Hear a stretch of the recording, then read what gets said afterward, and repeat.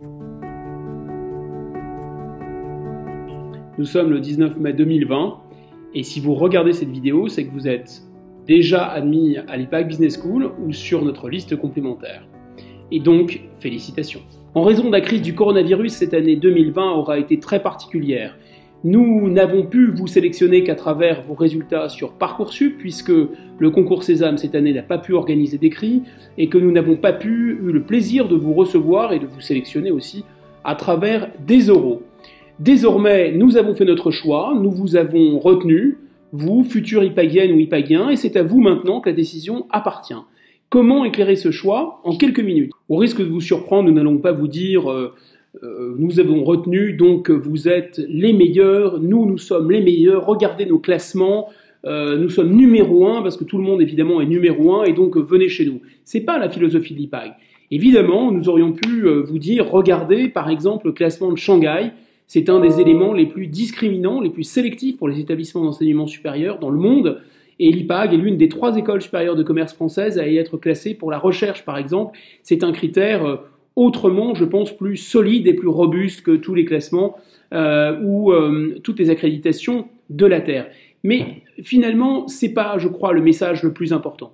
À l'IPAG, nous n'aimons pas d'abord nous-mêmes nous reposer sur nos lauriers et nous n'avons pas non plus l'intention de sélectionner des étudiants, disons, qui au stade de la terminale se disent « nous sommes les meilleurs, nous avons la grosse tête, on a réussi un concours et donc tout nous est acquis ».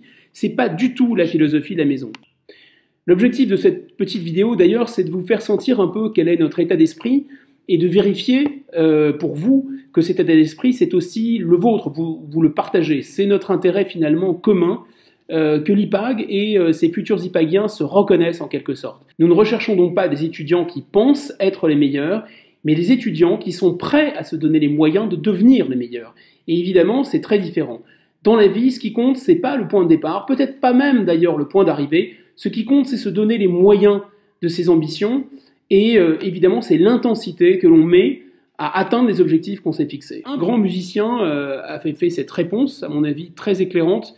Il a dit, écoutez, pour devenir un très grand virtuose, c'est simple, hein, il y a 1% de talent ou de génie, et il y a 99% de travail.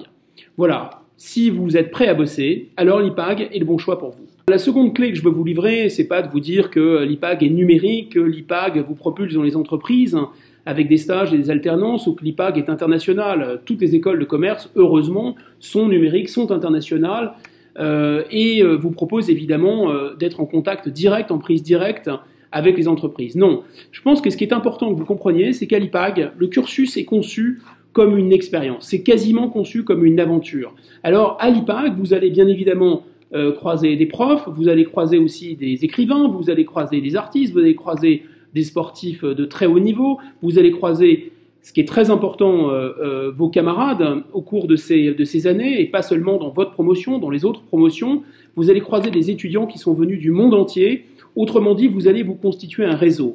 Vous allez vous former à travers ces différentes expériences, à travers ces différentes aventures, et cette formation, elle est essentielle parce qu'elle va vous donner les clés de votre future réussite, mais peut-être c'est le plus important et c'est le deuxième message. Cette formation, elle va vous permettre d'abord de vous connaître vous-même, de repérer vos points forts et de repérer vos points d'amélioration.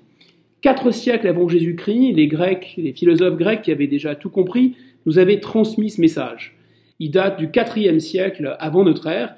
Il y avait un temple dans la civilisation grecque à Delphes et une inscription sur ce temple. Et cette inscription disait la chose suivante: « Connais-toi toi-même et tu connaîtras l'univers et ses dieux ». Je pense que c'est ça l'une des clés aussi à l'IPAG, hein, c'est de proposer aux IPAGiennes, aux futurs IPAGiennes, aux futurs IPAGiens de se connaître eux-mêmes, qui est à mon avis une clé essentielle pour réussir non seulement sa carrière, mais au-delà, réussir sa vie d'adulte. C'est peut-être aussi l'occasion de vous dire qu'il y a des vidéos d'informations qui sont consacrées à ce sujet, que l'IPAG n'a pas attendu la crise du Covid, pas même attendu la crise financière de 2008 pour découvrir ni la notion de RSE, ni la notion d'intérêt général qui sont vraiment profondément inscrites dans notre ADN. Est-ce que c'est dû à notre statut d'association à but non lucratif? Sans doute. Est-ce que c'est dû aussi au fait que l'IPAG est un ESPIG, un établissement d'enseignement supérieur privé d'intérêt général? C'est probable, mais plus fondamentalement, je pense qu'il existe quelque chose comme une âme à l'IPAG. C'est difficile d'en rendre compte. Peut-être, il faut utiliser la formule d'un écrivain qui était aussi un pilote, un résistant, un très grand écrivain du siècle dernier que vous connaissez, qui s'appelle Antoine de Saint-Exupéry. Et il a eu cette très belle phrase.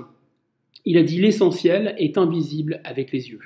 On ne voit bien qu'avec le cœur. » Je pense que l'IPAG a véritablement une âme. On dit parfois que l'IPAG est une grande famille, or c'est peut-être la troisième clé. C'est vrai qu'il y a un état d'esprit particulier à l'école. Peut-être est-ce dû à la taille volontairement limitée de ces promotions, au fait que les étudiants, l'administration et les enseignants se connaissent, c'est possible. Ce qui est certain, c'est que quelque chose nous unit, quelque chose qui ressemble à une confiance, à un respect mutuel, au-delà de nos différences de statut, professeur d'un côté, étudiants, administration de l'autre, au-delà de nos différences d'origine sociale, différences de nationalité aussi, différences de religion. Ce qui compte pour nous, et c'est l'état d'esprit de l'école, c'est ce qui nous unit, c'est l'intérêt général. C'est ce qui fait qu'on converge.